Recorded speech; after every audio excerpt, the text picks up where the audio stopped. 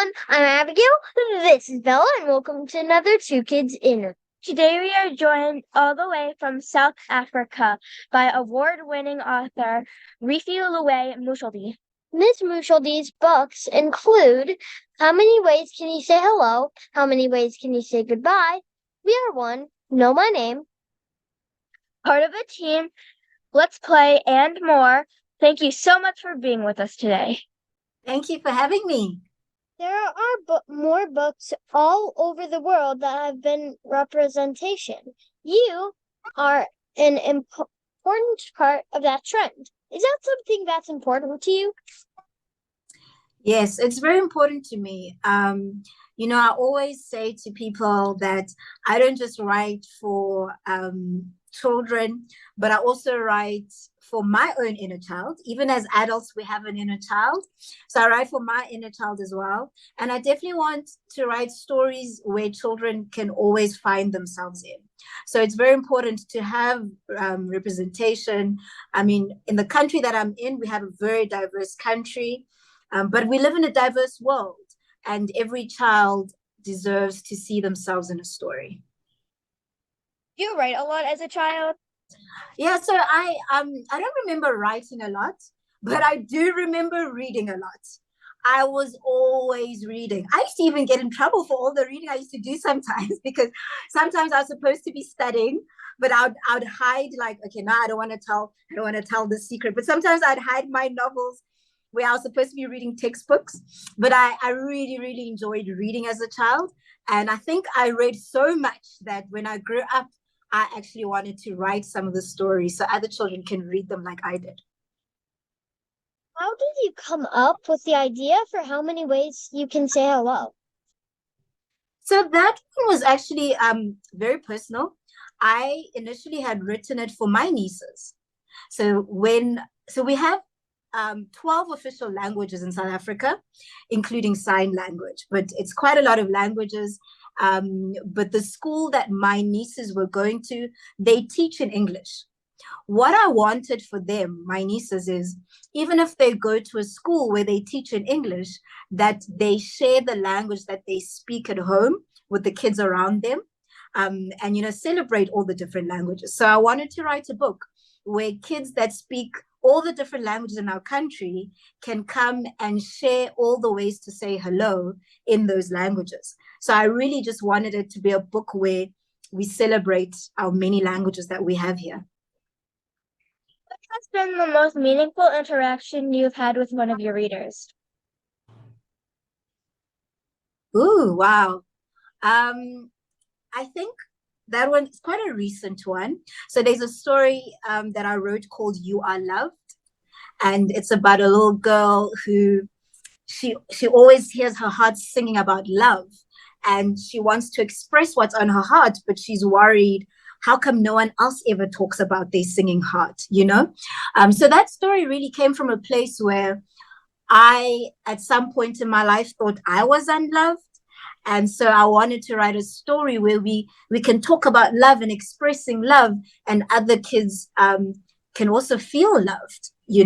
So after I went to a school where I shared that story with the school, after the reading, one of the girls came up to me and she said, before I came to the school and shared the story, she also thought she wasn't loved. And now that she's thinking about it, she realizes that she is. And so that was really big, because I feel that can change a person's life, just like it changed my life. So before I thought I was loved, my life was something else. But after I knew I was loved, it was something completely different. So I think it was so meaningful that the book could have that impact on someone else. At a young age, at least now for the rest of her life, she knows that she's loved. You write books that are easy for parents to read to their kids. Is that something that you tried to do? Well, I think it happens naturally because I'm actually a poet. I love writing poetry.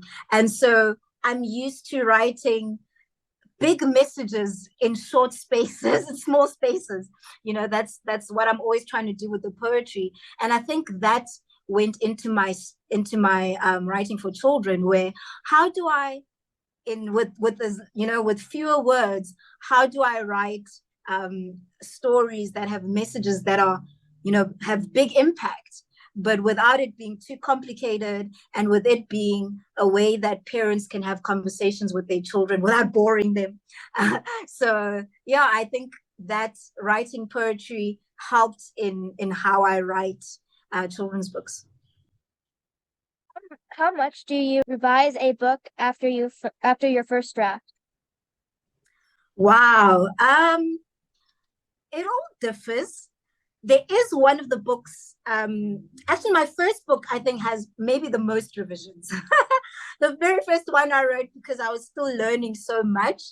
I think I lost count of how many revisions, but there were more than 30 versions of that one. And some of the books take longer than others. There's a book that took me 4 years to write. So there's more revisions in those kinds of books, but some books maybe take 1 year. It all differs on the story and how well I got it right in the beginning. Writing a book is a big commitment. When you come up with an idea, how do you become sure that this is a story you want to tell? How do I become sure?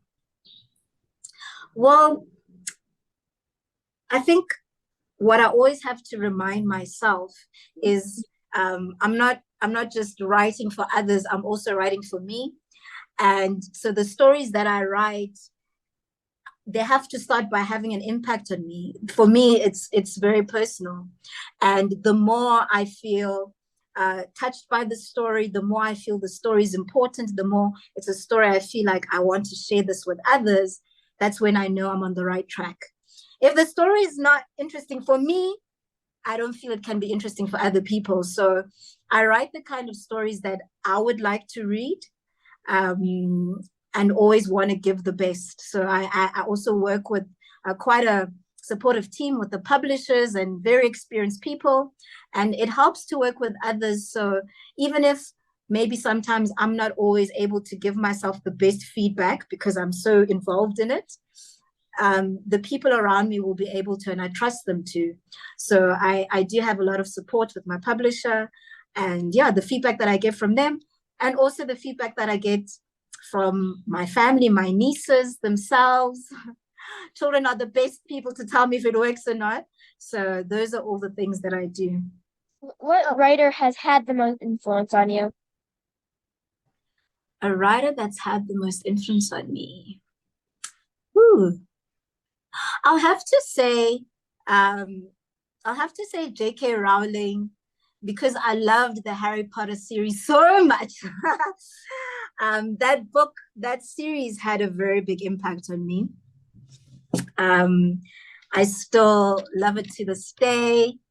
Those are some of the books that inspired me, to be a writer. So between J.K. Rowling and I'd say Elizabeth Gilbert. Why I'm mentioning Elizabeth Gilbert is because it was after reading her book, her memoir about the life of being an author, that I finally got that aha moment that said, well, that sounds like something I want to do.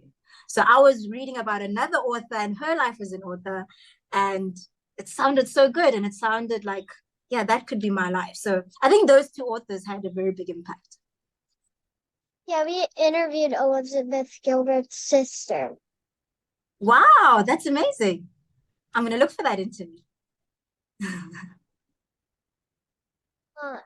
What advice do you have for young writers? Young writers. The one piece of advice I always have is to tell the truth. So I have a niece who, she's 9 years old now, but when she was 4 years old, I asked a simple question. I was like, please, can you tell me the secrets of the universe? That was the question I asked her. And at 4 years old, she took a few seconds, and then after a while, she looked up at me and said, number one, no telling lies. Number two, no being selfish. Number three, stop being grumpy. Number 4, no telling lies. Number 5, no telling lies. Number 6, no telling lies. Number 7, and now she's giggling, no telling lies.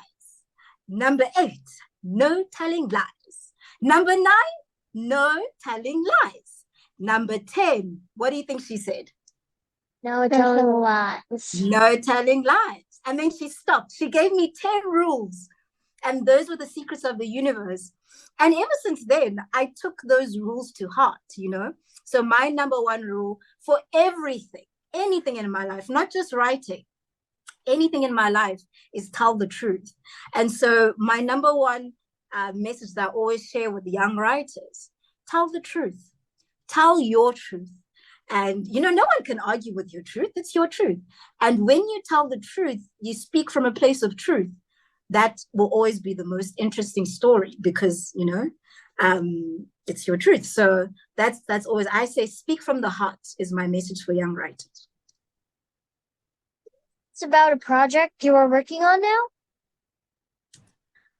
I actually, just before this meeting, I submitted, so the book that you mentioned, my first one, How Many Ways Can You Say Hello?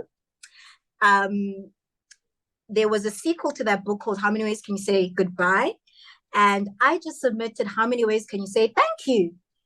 So the third book in the series, so that's something that I was just working on, but I'm also working on a young adult novel as well. So I'm also writing a book for older kids. Finally, it's time for our Turbo 10. 10 rapid fire questions. Are you ready? I'm ready. Number 1, what is your favorite phrase to use? Tell the truth. Number 2, what is one subject you would love to learn more about? Biology. People's bodies. Number 3, what is your go-to snack food? Popcorn. Number 4, what was your favorite book growing up? Harry Potter, every Harry Potter. Number 5, if you could teleport somewhere right now, where would you go? If I could go somewhere, travel. Teleport. Teleport. Ooh, teleport. Oh, it's so difficult, but easy. Okay, the first thing that came, I would teleport to heaven quickly and give my mom a big hug and speak to her a little bit, and then I'd come back down. Number 6, if you could have one superpower, what would it be? To fly, for sure. Number 7, what was your favorite cartoon as a kid? Power Rangers! Go, go, Power Rangers! Number 8, what was your favorite rainy day activity? To read. Always. Number 9, if you could have any 3 dinner guests, who would they be? Any 3? 3 dinner guests. 3 dinner guests. Wow. Number 1, definitely my grandfather. He passed away when I was still young. Number 2, Nelson Mandela. Number 3, Oprah. And number 10, what is the best piece of advice you were ever given? I have to go back to what my niece said. No telling lies.